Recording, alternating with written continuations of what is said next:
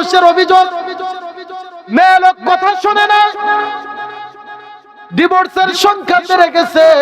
আমি পুরুষ মানুষদেরকে বলবো, আপনি যদি দোয়াওয়ালা হন, যদি আমলদারি হন, আপনার স্ত্রীর চাইতে ভালো স্ত্রী জগতের মধ্যে আর দ্বিতীয়টা খুঁজে পাইবেন না।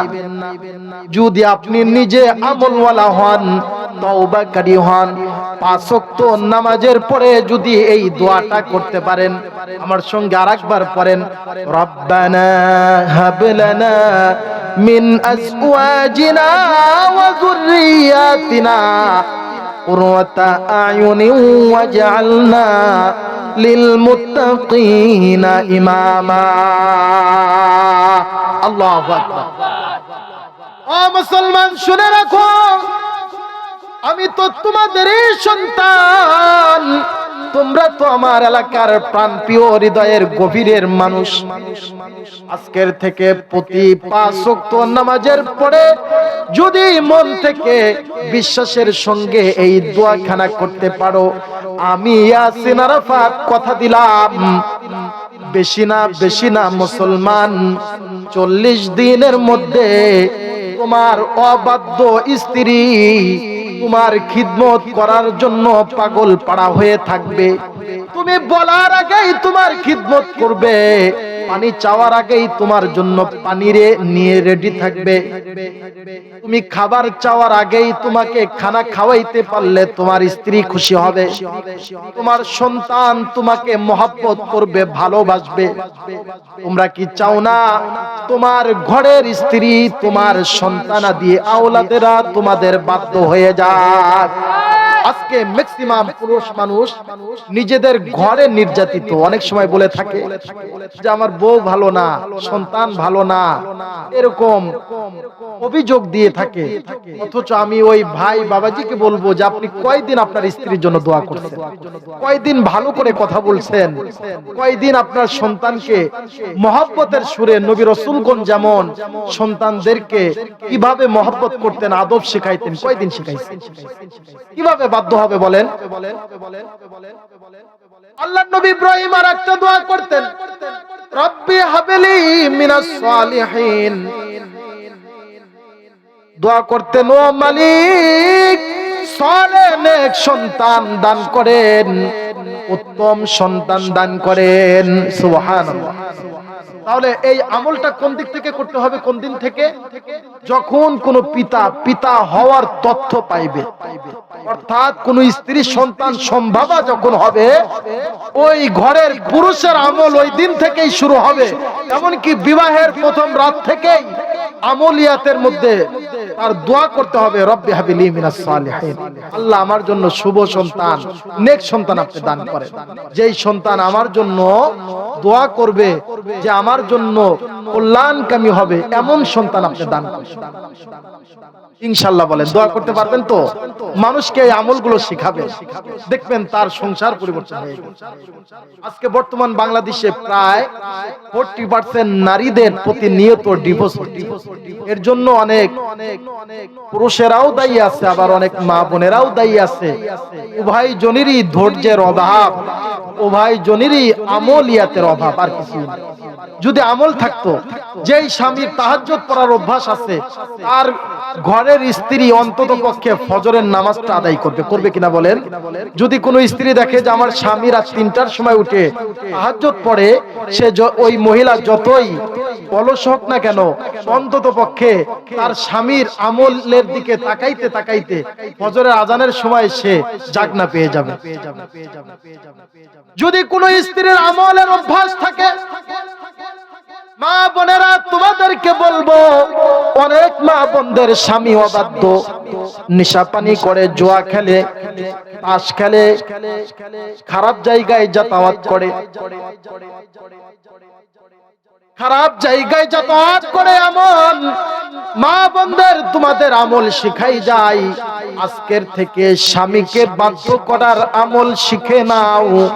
স্বামীকে যদি বাধ্য করতে চাও, 5 ওয়াক্ত নামাজ ধরো, পর্দার আমল করো।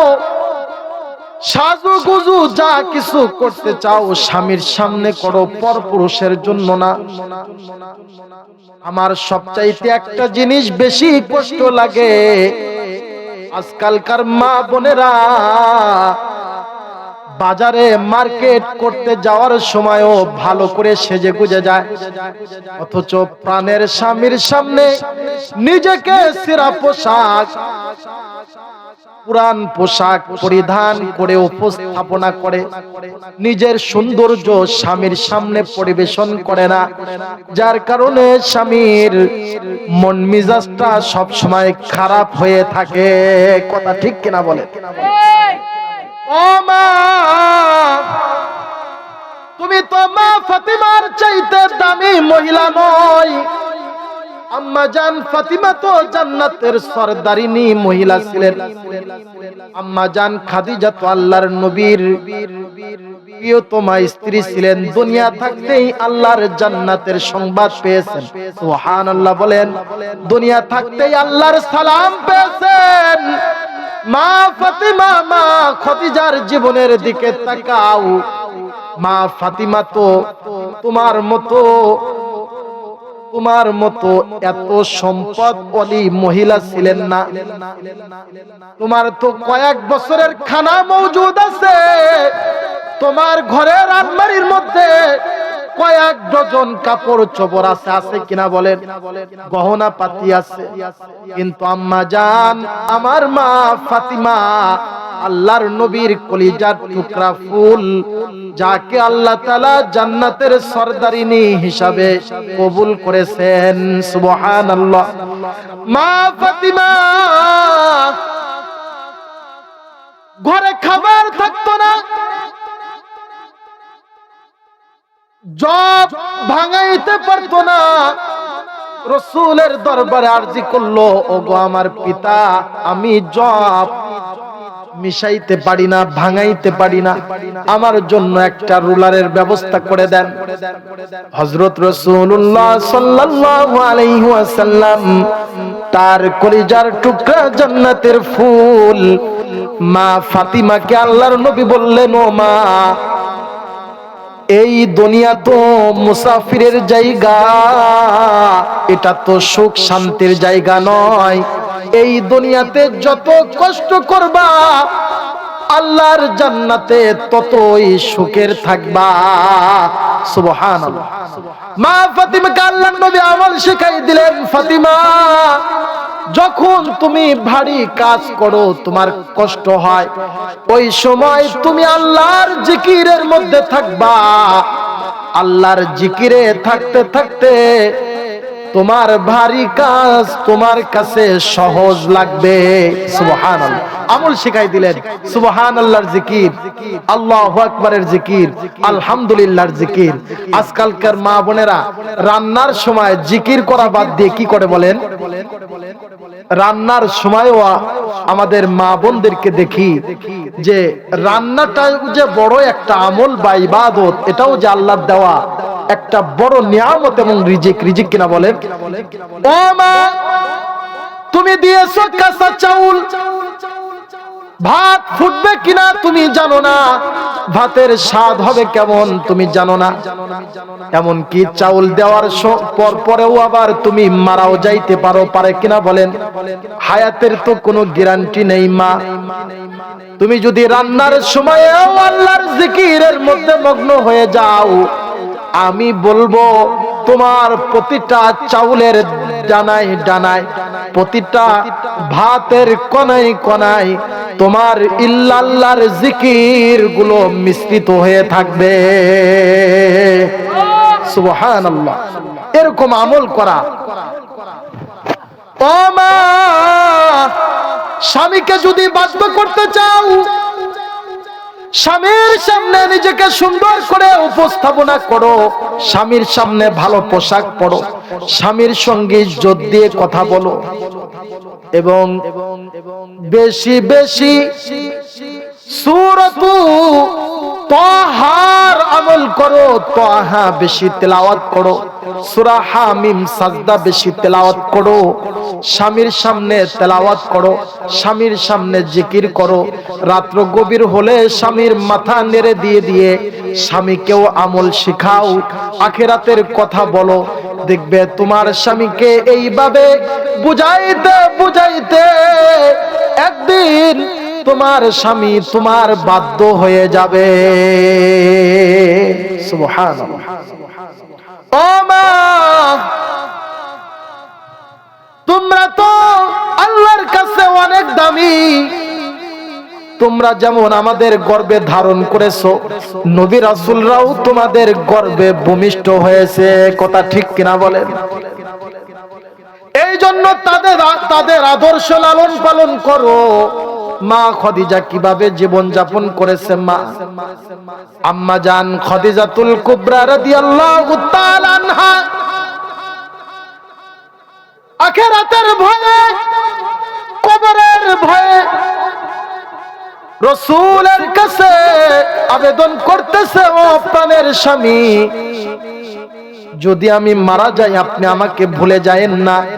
আপনার মুবারক ঘাম জড়ানো জামা দিয়ে আমাকে কাফনে কাফন পরায়েন, আমাকে কবরের মধ্যে শোয়াইলে আপনার হাত দ্বারা কবরে রেখেন এবং আমাকে পশ্চিম দিকে ঘুরাই দিয়েন। আপনার মুবারক হাতের উসিলাতে ফেরেশতাগণ আমাকে কিবলামুখীর থেকে ঘোরাইতে পারবে না। সুবহানাল্লাহ। ও মা, তোমাদের স্বামীদেরকে তোমরা কি এমন নসিহত করতে পারো না? মা, স্বামীদেরকে কি তোমরা বলতে পারো না, প্রাণের স্বামী, নিজের জীবনের চাইতেও তো তোমাকে বেশি ভালোবাসি প্রাণের স্বামী, আমার জীবনে তুমি ছাড়া তো আর কেউ সম্বল নেই, আমার জীবন যৌবন মান ইজ্জত সমস্ত কিছু তোমার জন্য উজাড় করে দিয়েছি প্রাণের স্বামী। শুধুমাত্র তুমি আমাকে আল্লাহর আদালতে আমার বিরুদ্ধে নালিশ করো না।